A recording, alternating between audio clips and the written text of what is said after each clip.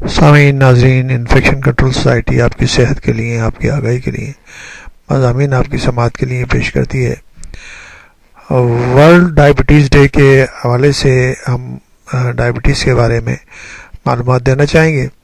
ذیابیطس نام کی میٹھی حقیقتاً بےحد تلخ بیماری ہے۔ مغربی ممالک کے بنسبت پاکستان میں کم عمر افراد مرض کا زیادہ شکار ہو رہے ہیں۔ ماہرین کی تجویز کردہ 3 طریقہ کار پر عمل نہ ہوا تو 15 سال میں حالات قابو سے باہر ہو جائیں گے۔ اس حوالے سے ہم آپ کو معلومات دینا چاہیں گے۔ آج سے 100-200 سال پہلے نیوٹن نے کہا تھا کہ انسان عنقریب 50 میل فی گھنٹہ کی رفتار سے سفر کرے گا، تو سب نے اس عظیم سائنسدان کا تمسخر اڑایا۔ اونٹوں، گھوڑوں، بادبانی جہازوں پر سفر کرنے والوں کے لیے یہ بات بعید از قیاس تھی۔ انسان اتنی تیز رفتاری سے یعنی کہ 50 میل فی گھنٹہ کی رفتار سے سفر کر سکے گا، لیکن وہ دور یورپ کی نشاط ثانیہ کا تھا۔ نئی نئی جامعات بن رہی تھیں، عظیم تعلیمی ادارے معرض وجود میں آ رہے تھے۔ ان کے دانشور طبقے کی نظریں مستقبل پر تھیں۔ حال کو سدھارنے کے ساتھ ساتھ وہ مستقبل کو بھی روشن بنانا چاہتے تھے۔ پھر دنیا نے دیکھ لیا کہ 50 میل تو کجا، انسان 25,000 مائل پر آور کی رفتار سے سفر کرنے کے قابل ہونے لگا۔ چاند، خلا سے جانے والے راکٹ 25,000 مائل پر آور کی رفتار سے سفر کر سکتے ہیں۔ اس رفتاری نے دنیا کو مختصر کر دیا۔ دنیا کے ایک کونے سے دوسرے کونے تک مسافت اور سفر کرنے گھنٹوں میں ہونے لگے۔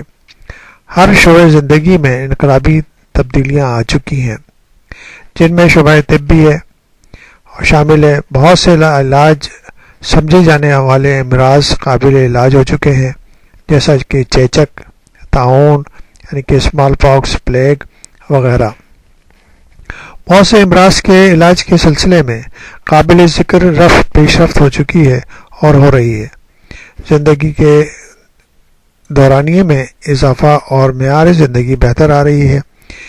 اس سب پیش رفت کے پیچھے ایک ہی چیز سے آگے بڑھنے کا یہ جذبہ، تحقیق، جستجو، مستقبل کے بارے میں پیش بینی کہ ابھی کیا مسائل ہیں اور آگے کیا پیش آ سکتے ہیں اور ان کا کیا حل ہونا چاہیے۔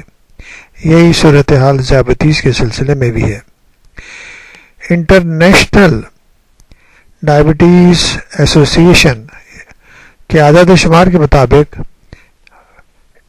28,50,00,000 افراد اس وقت ڈائبٹیز میں مبتلا ہیں، یعنی کہ 285 ملین افراد جو ہیں اس وقت ڈائبٹیز میں مبتلا ہیں، اور یہی رجحان جاری رہا تو 2030 تک یہ تعداد 400 ملین سے بھی زیادہ ہو جائے گی۔ بالغ افراد میں 1995 میں ذیابیطس ہونے کی شرح 4% تھی اور 2025 تک یہ شرح 5.4% ہو جائے گی۔ ستم ظریفی بلکہ المیہ یہ ہے کہ زیادہ تر اضافہ ترقی پذیر ممالک میں ہوگا، جن میں پاکستان بھی شامل ہے۔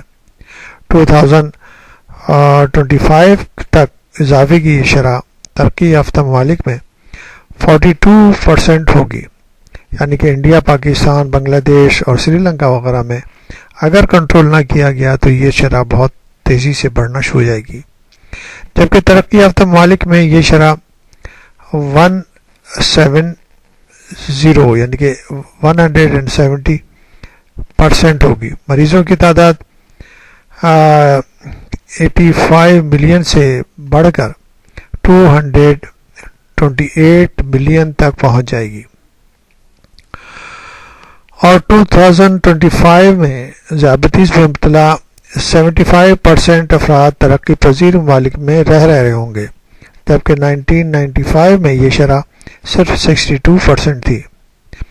ایک اور سنگین پہلو یہ ہے کہ ترقی پذیر ممالک بشمول انڈیا، پاکستان، بنگلہ دیش، سری لنکا وغیرہ اس عارضے کے شکار افراد کی اکثریت کی عمر 45 سے 64 ایئرز کے درمیان ہے، جو کہ کام کاج کرنے کی صلاحیت کے اعتبار سے انسانی زندگی کا اہم ترین دور ہوتا ہے، جبکہ دوسری طرف ترقی یافتہ ممالک میں اس مرض میں مبتلا افراد کی اکثریت کی عمر 65 ایئرز سے زیادہ ہے، اور اس سے بڑھ کر اس رجحان میں عمروں کے تفاوت میں وقت کے ساتھ اضافہ بھی ہو رہا ہے۔